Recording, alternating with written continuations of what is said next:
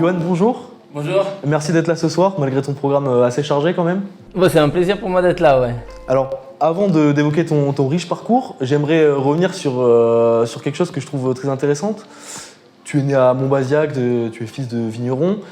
Tu as commencé l'athlétisme à Bergerac et malgré les résultats très bons que tu as eu de manière très précoce et l'attrait que de grosses écuries, notamment en région parisienne, auraient pu avoir pour toi, tu es toujours resté licencié au bac. Donc, ça ne s'appelait pas le bac à l'époque, mais ouais, au Bergerac Athletic Club. J'ai l'impression que ce facteur local, c'est primordial pour toi et ta préparation. Ouais, c'est très important pour moi, cet ancrage local, ouais.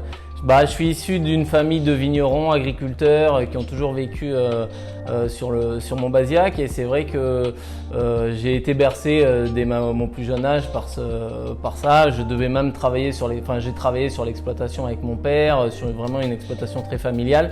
Je devais travailler avec lui, reprendre l'exploitation. J'ai fait des études dans le vin, même pour mes études, j'ai jamais quitté la région. J'ai été au Lépas de l'Abri et au Cluseau à Sigoulès, alors que j'aurais pu partir en sport-études à l'âge de 15 ans à Talence, à Bordeaux, au lycée Victor Louis et même pourquoi pas aller à Blanquefort faire mes études dans le vin, mais j'ai toujours préféré rester ici parce que j'avais l'impression que c'est ici que je me sentais bien et c'est pareil au niveau de mon club. J'ai toujours, de mon club et de mes entraîneurs, j'ai toujours privilégié la relation de confiance et le fait d'avoir des gens avec qui me connaissent, qui savent comment m'aborder plutôt que d'aller sur des clubs plus huppés, mais dans lequel c'est toujours un petit peu plus compliqué. Voilà, je sais que j'ai mes repères, je suis beaucoup en déplacement et je sais que quand je reviens ici, c'est une source d'apaisement. Voilà, je me retrouve un peu, le retour aux sources, ça me calme un peu et puis après je repars à une vie à 100 à l'heure. Mais ouais, ce côté terroir avec ses racines profondes, c'est quelque chose d'important pour moi. Ouais. Mais toi, tu voyages beaucoup, on te voit souvent à Font-Romeu, on te voit souvent au Kenya aussi, où tu fréquentes, il y a une grosse école de course longue distance au Kenya notamment. Comment tu arrives à trouver cet équilibre-là dans ta vie professionnelle et puis familiale également ? Familial, c'est très compliqué. Ouais.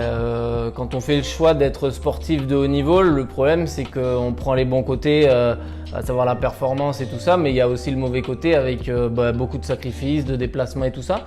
Donc une fois qu'on l'a accepté, dès le plus jeune âge, j'ai vite compris que mon sport, c'était un sport où on jouait pas. Tu vois, on peut jouer au foot, on joue au rugby, on joue au hand, mais on joue pas à la course à pied. La course à pied, tu es tout seul avec toi-même et le seul plaisir que tu prends, c'est dans le dépassement de soi et dans la performance. Donc c'est une discipline difficile où vous êtes exposé de façon assez irrégulière. Des fois, il y a 6 mois où je fais pas de compétition, où je vais m'entraîner comme un forcené pour avoir des résultats 6 mois après. Mais c'est le sens du sacrifice et du devoir parce que la quête de quelque chose te fait rêver et que j'ai l'ambition d'y arriver et de me qualifier pour les Jeux Olympiques. C'est vraiment le truc qui me fait kiffer et c'est pour ça que je fais tous ces sacrifices. Et si j'y arrive pas, je me retournerai et je dirais tant pis, au moins j'aurais pas de regrets, je me dirais j'ai tout tenté, je suis pas arrivé, c'est que j'étais peut-être pas fait pour ça quoi.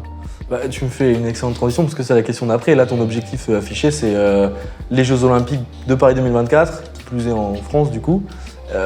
Tu les vises du coup sur marathon, j'imagine ? Ouais, c'est ça, c'est sur marathon. Je suis à mon meilleur chrono, je suis à 1 minute des minima pour Paris. Il faut courir 2h08-10. J'ai un record à 2h09-20 que j'ai fait au marathon de Paris, qui est un marathon qui n'est pas ultra roulant.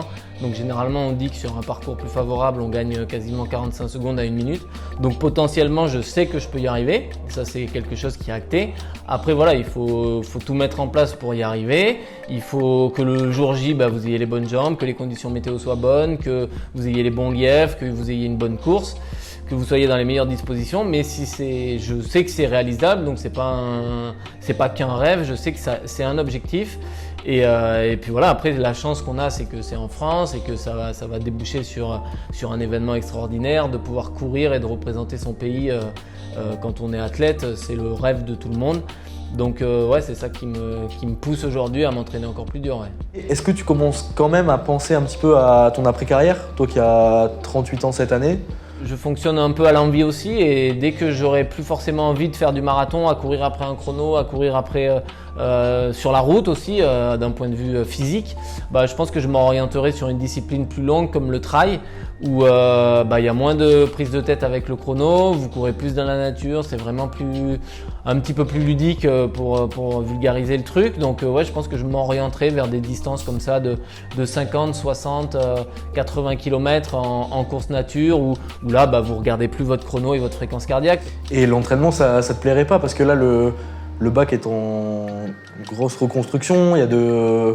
Je pense qu'il y a des objectifs élites de plus en plus élevés qui sont émis par le club de Bergerac. Ça te plairait pas, toi, d'entraîner des fondeurs sur… Si, complètement, ouais, complètement. C'est quelque chose qui me plaît. Je donne pas mal de conseils. Déjà au sein du club, j'essaye d'y aller de temps en temps. C'est quelque chose qui… partager mon expérience, ça, c'est quand même hyper intéressant de redonner un peu ce que j'ai appris et ce qu'on m'a donné. C'est quelque chose que je fais, je travaille sur des podcasts avec une radio nationale sur lequel pareil j'interviens. J'ai une chronique dans un magazine de running. J'essaye de commencer comme ça à penser à l'après-carrière et à développer toute cette partie coaching et conseil parce que voilà, les gens sont friands de conseils et puis à Bergerac maintenant on a un outil pédagogique avec la piste qui permet de former des petits jeunes qui peuvent avoir un petit niveau sympa, donc ouais, c'est quelque chose qui me plaira plus tard. Ouais. Bon, merci Johan pour cet entretien. Merci. On te souhaite bonne chance pour la qualification aux Jeux Olympiques. Merci beaucoup. On espère te voir aligner sur le marathon. Ça serait magnifique, ouais. Pour honorer les couleurs de Bergerac à Paris, ça serait le plus grand plaisir. Ouais. Exactement.